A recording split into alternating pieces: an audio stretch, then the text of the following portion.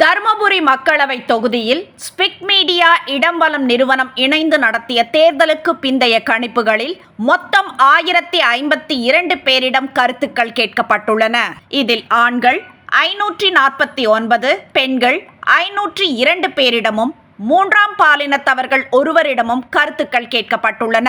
யாருடைய பிரச்சாரம் உங்களை ஈர்த்தது என்கிற கேள்விக்கு அதிமுக பொதுச் செயலாளர் எடப்பாடி பழனிசாமியின் பிரச்சாரம் என 27% பேரும், முதல்வர் ஸ்டாலினின் பிரச்சாரம் என 30% பேரும், பாஜக மாநில தலைவர் அண்ணாமலையின் பிரச்சாரம் என 15% பேரும் தெரிவித்துள்ளனர். எந்த கட்சியின் தேர்தல் பிரச்சார பாடல் தங்களுக்கு பிடித்தது என்கிற கேள்விக்கு திமுகவின் பிரச்சார பாடல் என 40% பேரும், அதிமுகவின் பிரச்சார பாடல் என 42% பேரும் தெரிவித்துள்ளனர்.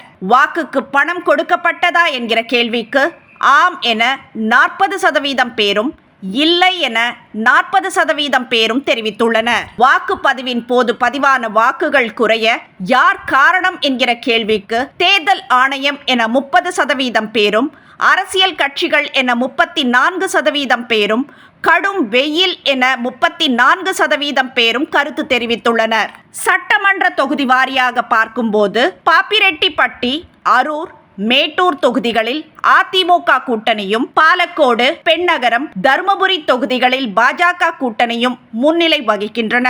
அதிமுக கூட்டணிக்கு அதிகபட்சமாக மேட்டூரில் 33% பேரும், திமுக கூட்டணிக்கு அதிகபட்சமாக பாப்பிரெட்டிப்பட்டியில் 31% பேரும், பாஜக கூட்டணிக்கு அதிகபட்சமாக பாலக்கோட்டில் 33% பேரும், நாம் தமிழருக்கு அதிகபட்சமாக அரூரில் 6% பேரும் ஆதரவு தெரிவித்துள்ளனர்.